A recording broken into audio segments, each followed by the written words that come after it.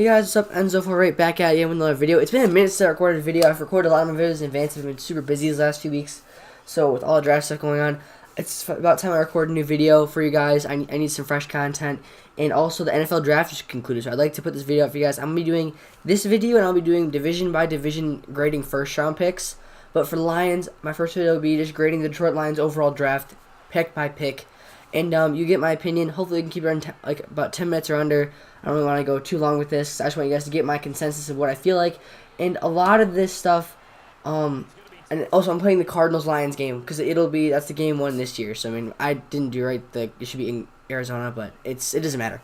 So guys, basically what's going on here is we are going to be taking a look at the Lions draft, starting out at pick number 8. The Detroit Lions at pick number 8 with Edie Oliver, may I add, went out and selected C.J. Hawkinson, tight end from Iowa. Personally, I do not mind this pick. When I first saw it, I was really peeved about it. I was really peeved because I really wanted Edie Oliver. I really thought that he could drop some weight and play defensive end, or he could put on some weight and really be a true defensive tackle, and Matt Patricia could utilize him. But I get what Detroit's thinking. Maybe he doesn't fit their defensive tackle or defensive end. He's more like a hybrid kind of player, and it probably takes a certain kind of defense for him to play well in. Maybe the Lions don't want to draft him because he's not a scheme fit, and if he isn't, I can't argue with that. T.J. Hawkinson obviously is. T.J. Hawkinson is going to be the new Rob Gronkowski for Detroit Lions offense. Bevell, when he was in Seattle, has some pretty solid tight end play, and he's going to put some two tight end sets out in the field. I'm going to have Hawkinson probably as the number 1 tight end, and then Jesse James as the number 2 tight end. Those guys are going to be impact players for us this year. And having 2 tight ends who can block well and who can really stretch the field and give us a target, a reliable target, is awesome. And it's something that Troy hasn't had in a long time. So for that, I can't really argue the pick because really I wouldn't have taken anybody else besides Edie Oliver there. I mean, maybe Brian Burns. I could have taken Brian Burns there, but the more and more I think about it, I think we need an edge rush in the first round. I think we should address defense more of like a best available defensive player, like whether it's a linebacker or defensive tackle, whatever works there. But yeah, so overall, I'm going to be giving this selection a B+. I'm not crazy about it. Also, if I'll give a rankings here. If it's like a C plus or under, and then like a C or under, I don't like the pick. If it's like a C plus or above, if it's like a C plus, I'm okay with it. B or above, I'd say I like the pick, but like an A is I think it's like a really good pick for them. So now we're gonna move on to pick 43 for the Detroit Lions. We selected Jelani Tavai, linebacker from Hawaii. A lot of you are probably going, who? What? I've never heard of this guy. Why did we take him in the second round? I was thinking the exact same thing when we drafted him until I went back and looked at some film on him. He is not bad, I don't think. I will put it like this. Like the player, don't like the pick. If he was a 4th round pick, I would be ecstatic. I think that would be an awesome value for him. But it sounds like there were some teams on the board behind Detroit interested in taking him, so the Lions either miss out on him or take him. I've heard a lot of pro comps to Kyle Van Noy, and I've heard a lot of good stuff about his leadership, aggressiveness, and overall versatility. I will say in his film, he has a lot of versatility in terms of being able to come off the edge and rush the passer. He can blitz from the middle linebacker spot, rush off the edge, support the run, play, and coverage, and he can really do a lot of everything at Hawaii. But like I said, that's Hawaii, that's Mountain West Conference. And he's not crazy fast, but he looked pretty good on film. Does that mean he's a stud? No, it does not. He has a lot of work to do. And it's going to take, I'm going to guess, year 1 probably won't be his year to be good. But year 2, I think, will be when he starts to really expect something out of him. I don't really have any high expectations from year 1 because he's coming from Hawaii. He's coming from a Mountain West Conference school who really didn't play a ton of good competition in his entire career. So I'm not expecting a ton from him this year. But I think he could be an immediate special teams contributor. In the years to come, I expect something out of him for sure. I don't mind the pick, but I'm going to give it a C. It's kind of more like my, nah. I think it's too big of a reach to me to call it anything higher than a C. Like I said, like the player, hate where we drafted him. I would have, personally, with my evaluation of him, I have him more as like a 4th round talent. It would take him in the 2nd, like high 2nd. And I get it. If you really want him, you're going to take him, right? Like Houston took like Titus Howard in the 1st round. I don't think it's a very good pick, but it's a pick that they made. So you can't really fight with it. I trust Bob Quinn and Matt Patricia especially, and Paul Pasqualoni to develop this guy and hopefully turn him into a contributor. Hopefully Jared Davis can bump outside and this guy can play the middle of the field, middle linebacker. Jared Davis can play outside and play more of an edge role this year, because Jared Davis was really good coming out of the blitz last year as a middle linebacker, off the edge or up the middle in general. That's something I wanted to say. I think Jared Davis this year will probably make the transition to outside, because Tavai can play outside or inside, but I think he's a better inside for us in terms of what he can do in terms of pass rush, like we can use him like we did Davis last year. He just doesn't have that sideline to sideline speed that Jared Davis had, but he has something that a lot of Matt Patricia linebackers need to have. He has big size and frame, and he's pretty fast for how big he is, but he's not, like I said, he ran like a 4.6, 4.7. I think he ran a 4.7. That's about what Josh Allen ran though at the combine. His play speed, I say, is faster than a 4.7, but it's still not crazy fast to the point where it's like him and Jared Davis are different players. He's more of a bigger frame bruiser kind of guy than Jared Davis, if you ask me. He seems like he has really good instincts, and his leadership is like one of the things they rave about him, so I like it. Going on to pick number 81, we traded up in the second round from 88 to 81 to select Willa Harris, the defensive back from Boston College. I personally would like this pick a lot. Watching Willa Harris' film, I watched him a little bit through on the college football season as well as a little bit through the draft process. I had him as like a third round value, and that's about where they had him. So I think his athletic ability is pretty good. He's got really good instincts, and he is aggressive. He is nasty. He hits people hard. One thing you've seen in his film, he hits dudes, and I like to see that in our defense. I like to see us be a little more aggressive next year and really go out and just hit people and like be aggressive. And him and Tavai both have that ability to go up and just lay a hit on somebody, and that's something that as Lions fan, it's refreshing to see some really aggressive drafting. Not aggressive drafting, but like aggressive players being drafted, and I like to see the nastiness, because our defense needs to have a little bit of an edge to it next year, because our offense isn't going to be a top 10 unit, you know? We need to have a top 10 defensive unit if you want to contribute, if you want to actually play for a playoff spot next year, and I don't know if we will or not, but this defense is going to have to be good, and I think that personally, Will Harris is going to take up this Tavon Wilson or Miles Kaliba role as an in-the-box run support safety, and as he develops, maybe take a strong safety role, or even just like a third safety, because we don't allow three safety sets, or some reports say he can play in the nickel a little bit too. I personally would like him more as an in-the-box strong safety, though, in three safety sets, or just in the run support in general. Now on to, also I forgot to give him a grade. I give that grade a B-. I don't mind it. I wasn't a huge fan of trading up for it, but actually I'm going to give it a B, because I don't mind that pick. I really don't. I like the player. I just wasn't crazy we had to trade up for him, and I really don't think we had to give up too much to trade up for him, so I'm just going to stick with the B after that. I don't mind that pick at all. And I think really it's contributing to the fact that I think Tavon Wilson will be gone next year. I think he's going to take a Tavon Wilson role in terms of run support, and I think that's something really needed in our defense. So, yeah. We're moving on now to pick, let's see here, we're at 117 in the fourth round. The Detroit Lions selected Austin Bryant. We traded down with Atlanta, picked up some picks, got Austin Bryant. That, in my opinion, is awesome. Austin Bryant, huge fan of this guy. I thought he was a huge sleeper. In my draft, in my evaluation, I thought he'd be a third round talent. But he was overshadowed by all the players at Clemson. He has awesome get off, really quick get off. He's a power rusher. He got a little bit of speed to him. He's got some pretty good moves, but he's a nasty power rusher who can support the run, sets an edge. I think he can play like a 5'2" like stand up end. I don't know if you can really play him in space as a linebacker, but he can definitely play a 4-3 end in a 5'2" rusher. So really, he fits a lot what we're looking for in terms of our pass rushers in Detroit, and he's awesome depth, because now we have, as our starters, on the edge, you have Kennard and Trey Flowers, and then behind them you have Romeo Okwara, and now you have Austin Bryant. Austin Bryant can definitely step into a bigger role as he develops, but really, that's just solid depth, and now you have a good-looking rotation of pass rushers, and our pass rush went from being our biggest need to, I think, one of our strong suits of the team, really. I'm going to give that trades, and since we traded down and still got him, I'm going to give that a B+. Just because it wasn't like a steal or anything. It was a good pick. I'm gonna give it a B+. I'm gonna give it an A- because, like I said, we traded down, we still got the guy, and I was a huge fan of the selection, especially for our defense. Patricia can really use him in special ways in our defense as a pass rusher, and I'm really excited to see what he can do. Now we're moving on to pick 146. We selected Amani Aruarwe. I can't pronounce the last name, from Penn State. I gotta say again, the first two picks I was kind of iffy on, and I don't mind the Hawkinson pick or the Tavai pick, but I loved the Austin Bryant and the Amani Aruarwe pick. Amani Aruarwe, big physical press, man-to-man corner who can play opposite Darius Slay. He's an excellent complement to Darius Slay. He's got good ball skills. He is nasty in terms of run. He'll hit guys. He is not afraid to tackle. He's a big physical corner, and something that we need to complement Darius Slay. I think he can start as a number 2 corner day one, but I don't think he will, if that makes any sense. I think he's going to take a little bit of time to develop.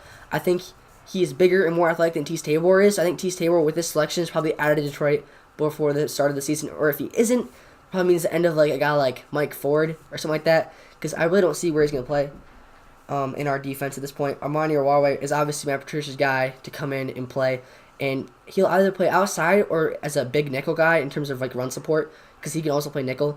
And Justin Coleman, depending on where they play him, Owawe will probably play as like a 3rd or 4th corner, or he could play as even a 2nd corner. So I'm not even sure. But this guy, like looking to the future, I don't know if he's going to contribute day one. But looking to the future, this guy I think is going to be really good for us. And I love how we got him in the 5th round at pick 146. I thought he was a 3rd round draft talent. So I'm going to give this pick an A-, because I think it's a steal pick for sure. And I really like this guy. And I've always liked him through the draft process. And I think it was a nice pick for Detroit to get. Now we're moving on to 184, where we selected Travis Fulgham. From Old Dominion. I will give this pick right off the bat. I'll tell you my draft grade for it. I gave it a B because it's addressing a need, a receiver, a big receiver too. Maybe if you don't want to play Marvin Jones next year, maybe you develop him and maybe he can take that spot. I don't know if you get that guy in the 6th or 7th round where they drafted him, but it's still a solid pick, and I really do like that. So I'll take it. I'll give it I'll give it a B, solid B. So it was a good pick for us in terms of who was available. And really, I was really happy with that. Now we're gonna go on to wait a minute. Sorry, I gotta pull up the next pick. Oh, my bad. All right, so we took Ty Johnson with one of our picks we got from trading down from Atlanta, 13th overall pick in the 6th round, and I really don't mind the pick because we really, as a running back core, lack a guy who's one step away from the end zone, a home run hitter. And Ty Johnson, for look at his draft profile, if you go on NFL.com, look at his draft profile, my bad, sorry, braces suck. It's hard to talk. It'd be nice if I could actually click on this guy and get his draft profile going here, but it's not really working. This is weird. Okay, give me a second. Alright, I'll just have to pull him. I'll probably have to pull him up in the 2nd, or not 2nd, 6th round, wherever we took him. Alright, so yeah, pick 13. Lions got Ty Johnson. Ty Johnson is 5'10", 208 for 208 pounds. I think he ran I don't know what he ran exactly at his pro day or anything, but when you watch him play, I'm gonna guess he's at least a 4.4 guy. When you watch him play, he is very quick, very fast, and he runs pretty physical for how he's not super big, but he runs pretty physical. One thing they say is he's a little bit undersized in terms of what he runs for, his running style, but he runs hard, he runs nasty, and he also, like I said, has that home run hitter element to him, which I really appreciate because we don't have that right now as a running back core. We don't really have the guy who's one step away from the end zone whenever he gets the ball. Kerryon Johnson's a good running back, but he doesn't have 4.4 speed, 4.3 speed, you know? I think this guy has, when you watch him play, I think he has 4.3 or 4.4 speed, and I really would like to see what he ran. I need to do some more research on that. I really hadn't heard of this guy a ton until the draft, so watching film on him, I do like it. I do like the pick in the 6th round. I mean, with the guys who are there, I would have probably picked Rodney Anderson over him, but I mean, I don't mind the pick either. Rodney Anderson isn't a speed guy like this guy is. I think they wanted more of a compliment to C.J. Anderson and Kerryon Johnson. This guy, I think, is a pretty good compliment. I don't know if he's 6th in the roster or not. He's supposed to be an okay returner too, so I'm not really sure. Like I said, haven't done a ton of homework on this guy, but one thing I have read is he does lack the natural hands and catching ability you'd like of a 3rd down back, so maybe he's not a 3rd down guy. Maybe Kerryon Johnson stays our 3rd down guy like he was last year. He was pretty solid in the backfield. But I'll give that a C+. It's not a bad pick, I don't mind it. But I would rather probably take a more quality back. I was also wondering why they didn't take Karan Higdon. I did some research on that. Karan Higdon had a surgery recently, so a lot of teams were scared off by that. But he signed with the Houston Texans, so shout out to Karan Higdon. He's playing in the NFL now. Oh, okay, there we go. Round 7, pick number 10, 224th overall. Lions selected Isaac Nott, a tight end from Georgia. Looking at this, I was kind of confused. Why would you go out and sign Jesse James, draft T.J. Hawkinson, then draft a tight end in the 6th round? Isaac Nott had pretty good numbers at Georgia, and he's consistently a weapon on that offense. I guess SEC defense is week in, week out. I think this is more of a depth move. But I think it's a depth move with upside. I think he has a lot of upside, and I think he's upside to be like him and Hawkinson. They could be a duo to look at for the next couple of years. But you signed Jesse James for long term, so I don't really know how it's all going to work out with pay and stuff because you can't really afford to bench Jesse James for one of these guys. I think that you're gonna with this pick, you take a little bit of pressure. You add a little bit of pressure to T.J. Hawkinson to contribute right off the bat. Not contribute right off the bat to win a starting job because you brought in this other guy who's actually a pretty solid tight end who I don't mind at all. And personally, if they wouldn't have drafted Hawkinson and they would have gone not in the 7th round, I would have loved this pick even more. Because they already got tight end though, I'm gonna have to give it a B minus. So yeah, just because they already have tight end, and I wouldn't have doubled down on tight end personally, but it's not a bad pick. I don't think it's a terrible pick at all. But we'll have to move on. Now 229th overall is their last pick of the draft. The Detroit Lions selected P.J. Johnson, also Dawson. P.J. Johnson, defensive tackle from Arizona. The Lions either traded. They traded this pick with Miami. So, P.J. Johnson, I'm guessing this is a pick they got last year from the Akeem Spence trade. So, I'm guessing that's what it is. P.J. Johnson is a pure nose tackle from Arizona, and I actually do like this pick a lot because Snacks Harrison is really the only pure nose tackle we have. And if this guy can make the team, if Snacks goes down, you have another pure nose tackle, hopefully that you can develop a little bit. And maybe this is your Snacks Harrison replacement when he leaves, because this guy's really young. Maybe you guys can maybe the Detroit Lions can develop him into a nose tackle. That way, when Snacks does leave, he can play right off the bat. And it'd be nice to kind of address that need before it really becomes a need. Because when this defense runs a 3-4 and Snacks leaves, and it's gonna happen next 3 years, you don't really have another nose tackle, mate. I guess you have time to draft one before then. But this guy seems like he could be a guy that Snacks mentors. And if he makes the team, which is a big what if he makes the team, hopefully we can keep him around the practice squad at least. But it'd be nice to keep him around because I think he could really be a contributor at some point. And I do like this pick a ton. I'm going to give it a B as well. Just because it's a 7th round pick. I'm not expecting a ton from the guy in terms of contributing right off the bat. But I do like the pick if that makes any sense. So overall, I'm going to give Lions draft a B. I know I give a lot of A minuses and stuff. And I'm going to give it a B plus. A low B plus. Because if you think about it, they addressed needs at tight end. Really, they did. The one thing that's keeping this draft back from an A minus for me, really, or even a higher like B plus, like a more sure B plus, is really the lack of offensive line. They didn't address offensive line at all, so it makes you question a little bit. But they have guys. Maybe they think Crosby can play guard. If they do, that'd be awesome because he was a big investment last year in the 5th round, and people expect a lot from him. So we'll see what happens. But guys, I overall, like I said, a B or a B plus. I'm gonna give the Lions for the draft this year. I'm probably gonna stick with the B plus because I really did like what they did this year. The only pick, the worst pick I think of the draft personally is the Jelani Tavai pick from Hawaii because I just think he's a little bit of a reach. I think he could have been there, possibly in the 3rd or 4th round. And I think there's a lot better linebackers, a lot better overall players on the board. I think personally that it was just a little bit of a reach. That's the worst pick I have the draft. The best pick of the draft I think is either the Austin Bryant pick or maybe even the corner from Penn State. I have to look. I can't remember. I can't pronounce his name. I'm sorry, guys. Both guys though I think could contribute in the next like Amani Oarwe. I think him and Austin Bryant both could contribute. Maybe not right off the bat, but in the long term, I think could both be contributors to a Matt Patricia defense. And he's trying to lay the foundation to a good team to this draft, and I think he did an alright job of it. I would have personally, like I said, to see a offensive lineman draft, especially considering there's Garrett Bradbury and all those other guys. And Bradbury went in the 1st round, but like Elton Jenkins and all these other guys, Ben Powers that slipped up on, and like they didn't draft him either.